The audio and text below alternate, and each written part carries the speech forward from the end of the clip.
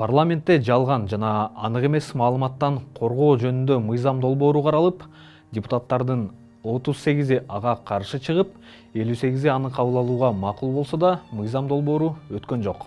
Кайталайм, азырынча өткөн жок. Себеп дегенде аны 1 жылдан бери сүрөмөлөп келишет. Буга чейин бул мыйзам долбоору маалыматты манипуляциялоо жөнүндө мыйзамы деп аталып келген. Бул мыйзамдын өтпөй калганы эмнеси менен жакшы экенин айтып беребиз. Мыйзамдын акыркы версиясына ылайык, Кыргызстанда бардык интернет колдонуучулары үчүн идентификациялоонун бирдиктүү системасын түзгүлөрү келген. Бул чындап эле интернет колдонуучуларын аңдыган Кытайдын алтын калканына пародия, мындайча айтканда интернеттин кытайча варианты. Бирок өзүңөр билгендей, ал жакта жергиликтүү сайттар менен социалдык тармактар гана колдонулат. А биз болсо Кыргызстанда чет элдик социалдык тармактарды колдонобуз.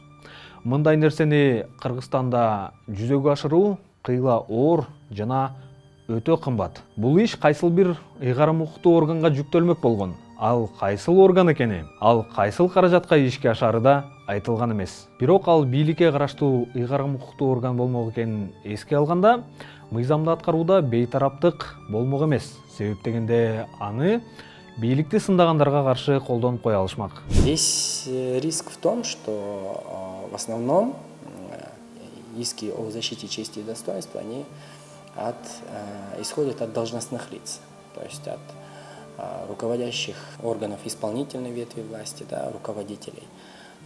Мы видели иски от президента, от генерального прокурора в защиту интересов президента, от депутатов Джорджа и так далее. В данном случае уполномоченный государственный орган будет рассматривать эти дела.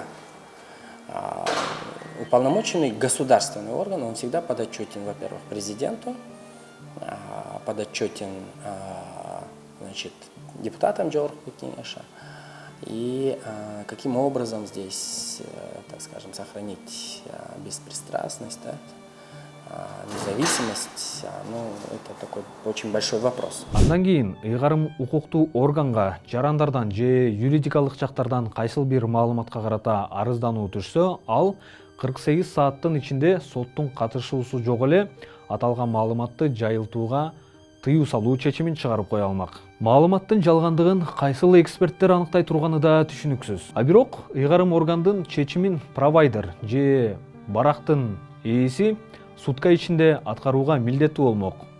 Болбосо ал бөгөттөлмөк. Мисалы, кимдир бирөө бажыдагы коррупция тууралуу журналисттик иликтөөгө каршы даттанса, анда аталган кызмат маалыматка тыюу салып, ошол журналисттик иликтөө жарык көргөн сайтты бөгөттөп кое алмак. Ал эми журналисттер материалын бөгөттөн чыгартыш үчүн сотко кайрылып убара тартышмак болчу. Бирок канткен күндө деле мындай бөгөттөөнү аткаруу кыйла оор. Эмесе, бул боюнча эксперттердин оюн угуп көрүңүздөр. Даже если оператор связи заблокирует какой-либо IP-адрес, то у него нет возможности выборочно заблокировать какой-то пост, он заблокирует какой-то пул IP-адресов. И в данном случае нет гарантии, что если даже он заблокирует, что с другой стороны этот контент не будет доступен, с другой стороны.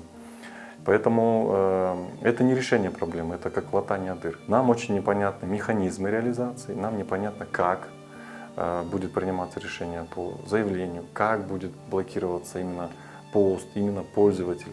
То есть то, что выходит за пределы рамки полномочий оператора связи. Данный законопроект очень не решает проблемы с ложной информацией, фейками. Все потому, что юрисдикция интернета не принадлежит Кыргызской республике. Кыргызская республика не обладает даже контроль над компаниями, которые владеют эти социальные сети, да? А эти социальные сети принадлежат развитым странам.